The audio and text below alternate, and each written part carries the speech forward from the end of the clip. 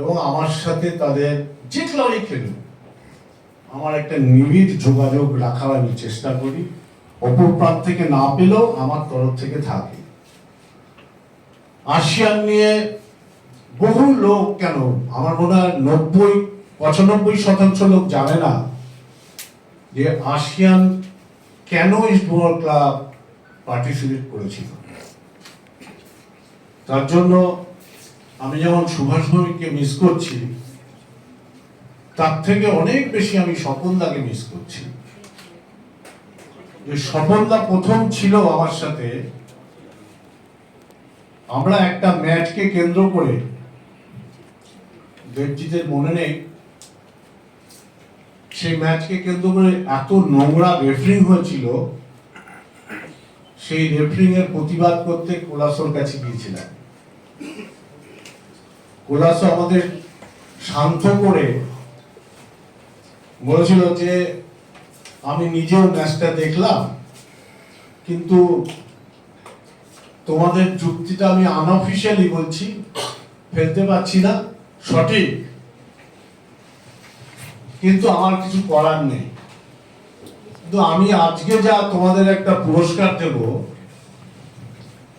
তোমরা আজ অব্দি এরকম পুরস্কার পেয়েছো বলে আমার জানা নেই। তখন নিজের মেলটা খুলে দেখালো যে একটা ইন্দোনেশিয়া একটা টুর্নামেন্ট হবে, সেই টুর্নামেন্টে ভারতবর্ষের 1 নম্বর টিমটাকে পার্টিসিপেট করতে বলছে, ইত্যাদি করে বললো যে গোয়ায় ডেম্পোর সাথে আমি যুক্ত, কিন্তু ডেম্পোকেও আমি এই ইনভিটেশন দেব না, খালি ইস্ট বেঙ্গল ক্লাবকেই আমি ইনভিটেশন দেবো, যে তাদের লক্ষ্য থাকে দেশকে ছাড়িয়ে বিদেশে গিয়ে পাড়ি দেওয়ার। কিন্তু শর্ত একটা, যে টাকা দিয়ে যেতে হবে, থাকতে হবে, খুব আর্থিক ব্যয় আছে। তা আমি শুনে প্রথম বললাম হ্যাঁ খেলবো। তো স্বপনদা আমায় বললো, ভাই কি করতেছো, কি এতগুলো টাকা কোত্থেকে পাইবা? বললাম টাকা তো পরে দেখা যাবে, ইনভিটেশনটাকে আগে অ্যাকসেপ্ট করো। আমি প্রথম যখন ইনভিটেশনটা নিয়ে এলাম, কল্যাণদা আমার হাত থেকে কাগজটা নিয়ে কল্যাণদা টেবিলে ছুঁড়ে ফেলে দিল, দিয়ে বললো তুমি কি সুইসাইড করতে চাইছো? বললাম কেন, কোথায় পাবে টাকা এত? তোমার এটা ক্যালকুলেশন করেছো? দেখো কত টাকা লাগবে। আমি বললাম যত টাকা লাগুক, আমরা সবাই বেকিং করে হলেও এই টুর্নামেন্ট খেলবো। পরের দিন সকালবেলা সুভাষ ভৌমিককে দিলাম।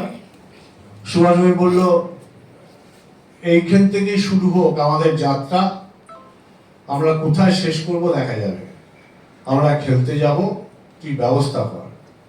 সত্যি দেবজিৎ বলছিল যে এভরিডে 3 ঘন্টা 4 ঘন্টা সুভাষ ভৌমিক, আমি, কল্যাণদা সব আলোচনা করতাম করে কি করে অর্থ পাওয়া যাবে, এই অর্থের যোগান সেটা আর প্রকাশ্যে আনা খুবই অসম্ভব।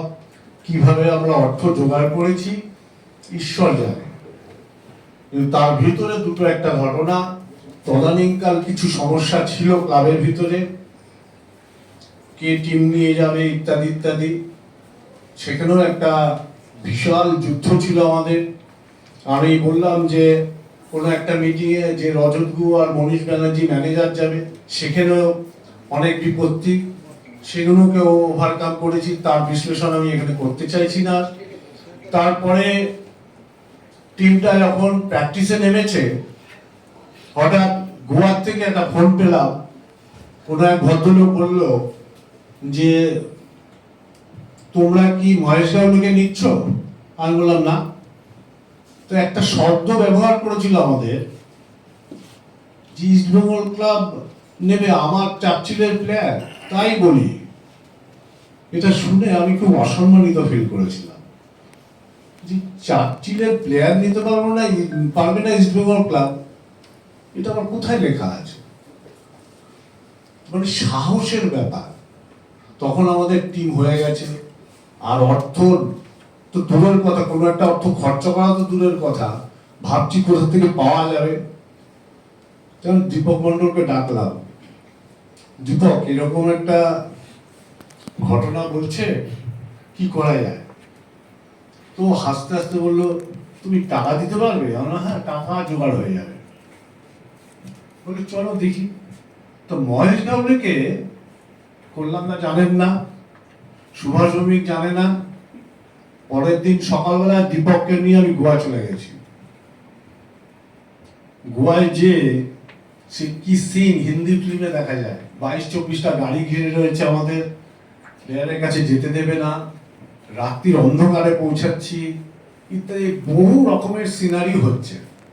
দীপককে বললাম, তুই ওকে কোনো রকমে ডেকে হোটেলে পৌঁছা, বাকি কাজটা আমি করবো। তো আমরা, দীপক ডেকে নিয়ে এলো, আমরা হোটেলের ছাদে চলে গেলাম, গিয়ে কথাবার্তা বলে ওকে অর্গানাইজ করে সাইন করিয়ে, স্বপনদা তখন গিয়েছিল আই লিগের একটা মিটিং করতে।